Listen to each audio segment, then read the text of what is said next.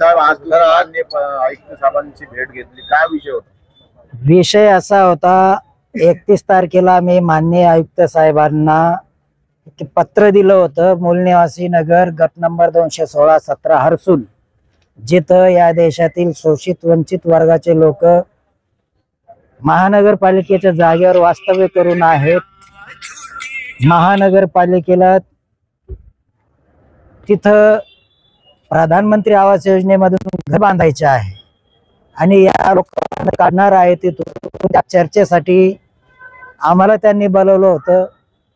त्यांनी परवाच्या दिवशी आम्हाला अधिकृतरित्या people's party of India democratic या पक्षाला चर्चेसाठी बोलवलं होतं. म्हणून आम्ही आज सर्व आंदोलनकर्ते, पक्षाचे जिल्हाध्यक्ष गंगावणे साहेब, कार्यकर्ते संदीप जाधव साहेब, रवी साळवे आणि इतर कार्यकर्ते सुद्धा, आपले मस्के साहेब,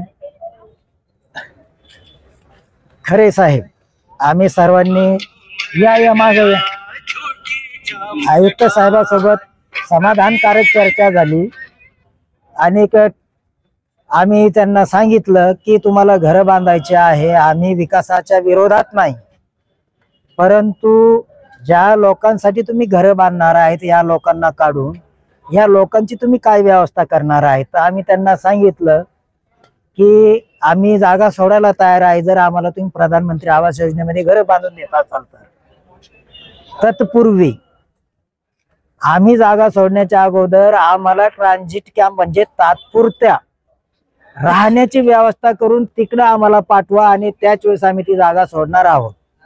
बांधकाम व्यावसायिकाकडून ती लागू करण्यात येणार आहे, म्हणजे त्या घराची किंमत 12-15 लाख होणार आहे. आणि हे जे शोषित लोक आहे, वंचित लोक आहे, हे ते घराची किंमत कशी भरणार प्रश्न आम्ही त्यांना केला. तर त्यावेळेस त्यांनी सांगितलं आम्ही काही गॅरंटी सुद्धा घेणार आहोत आणि काही लोकांना जर कर्ज झालं नाही तर मग त्याचं काय. तर या सर्व विषयावर आमची सकारात्मक चर्चा झाली. त्यांनी सुद्धा सकारात्मक मार्ग काढण्याचा एकच सांगितलं की एक ट्रान्झिट कॅम्प आम्ही करणार नाही. आमचा मुद्दा आहे, जर ट्रान्झिट कॅम्प तुम्ही करणार नाही तर आम्ही ती जागा सोडणार नाही. जर असा प्रश्न आमच्या समोर उपस्थित झाला तर आम्ही स्पष्ट सांगितलं आयुक्त साहेबांना, तुम्ही आम्हाला या देशाचे नागरिक समजता की नाही, या देशाचे रहिवासी समजता की नाही. जर आम्ही या देशाचे नागरिक नसू, रहिवासी नसू, तर तुमची जी महानगरपालिकेची अतिक्रमण हटाव पथक आहे त्यांच्याकडे खूप गाड्या आहेत, त्या गाड्याच्या माध्यमातून आम्हाला या देशाच्या बाहेर नेऊन सोडा कुठेतरी. कारण खाजगी जमीनधारक आम्हाला तिथं राहू देत नाही, सरकार सुद्धा राहू देत नसेल, तर मग आम्ही करायचं काय. तर आमच्या पुढे दुसरा मार्ग नाही का या देशाच्या बाहेर नेऊन सोडा, आम्ही या देशाचे नागरिक नाही. असेल तर आमचे फंडामेंटल राईट द्या. कलम 21 नुसार अन्न, वस्त्र, निवारा, आरोग्य, शिक्षण, रोजगार देण्याची जबाबदारी राज्याची आहे, संविधानाने राज्यावर टाकलेली आहे. ती गोष्ट वेगळी का इथला पत्रकार, राजकारणी, विचारवंत, वकील, डॉक्टर, इंजिनियर हे सामान्य लोकांनी त्यांचे अधिकार सांगत नाही. म्हणून हा प्रश्न निर्माण होतोय. केवळ हा मूलनिवासी नगरचा मुद्दा नाही, तर हा मुद्दा संबंध देशाचा आहे, प्रत्येक नागरिकाचा आहे, मूलभूत अधिकार कलम 21 नुसार. आणि राज्य म्हणजे कोण, गावची ग्रामपंचायत, सुप्रीम कोर्ट, राज्यसभा, विधानसभा, लोकसभा, विधान परिषद, सुप्रीम कोर्ट किंवा तुमचं पोलीस स्टेशन, जे सरकारी केंद्र आणि राज्य सरकारचे कार्यालय आहे हे राज्य आहे कलम 12 नुसार. आणि त्यांची जबाबदारी आहे प्रत्येक नागरिकाला न्याय देण्यासाठी संविधानिक ही तरतूद आहे. परंतु जवळपास 200-250 लोक आहे आणि हे लोक जवळपास 10-12 वर्षापासून तिथं राहतात. आणि मी त्यांचं आंदोलन, सर्व आमचे सहकारी जाधव साहेब आहे, गंगावणे साहेब आहे, चव्हाण साहेब आहे, आठवले साहेब, मागण्या पूर्ण नाही झाल्या तर या कलम 12 नुसार या सरकारच्या ऑफिसेस आहेत, त्या ऑफिसच्या समोरच्या प्रत्येक झाडावर हे आंदोलन करते संसार थाटणार.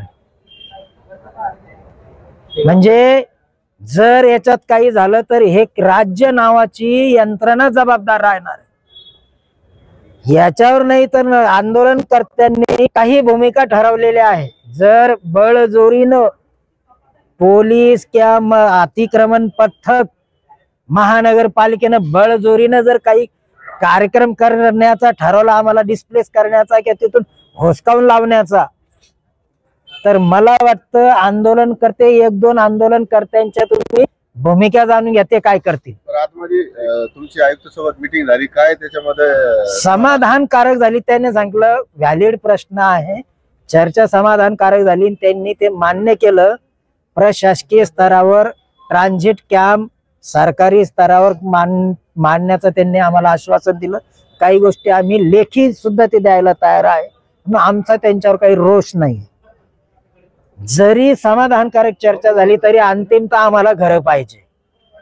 घर भेटत असेल तर त्याला समाधान आम्हाला मानता येईल, नाही तर काही समाधान नाही, संघर्ष चालू राहील. देणार आहे.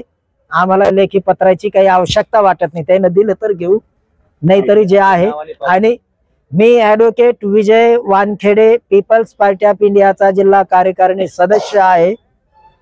2-3 महिलांचे जे काय करणार आहे, म्हणजे तुम्हाला पत्रकाराला काय वाटतं, जरी झालं नाही तर त्या प्रतिक्रिया द्या. मी छाया रत्न मस्के, मूळ निवासी नगर मध्ये राहते. आम्ही तिथं पत्र्याचे शेड मारून 10-12 वर्षापासून राहतो. आता हे ऐकतं याने पेपरला डिक्लेअर केलं उठवायचं. मग आता याने उठवल्यानंतर आम्ही जायचं कुठं? याने जर आम्हाला राहण्याची व्यवस्था करून दिली तर ठीक आहे, नाही तर आम्ही आमच्या घरात पेट्रोल घेऊन लेकरं बाळा आम्ही मरून जातो. या तुम्ही आमच्या लाशी बाहेर काढायला.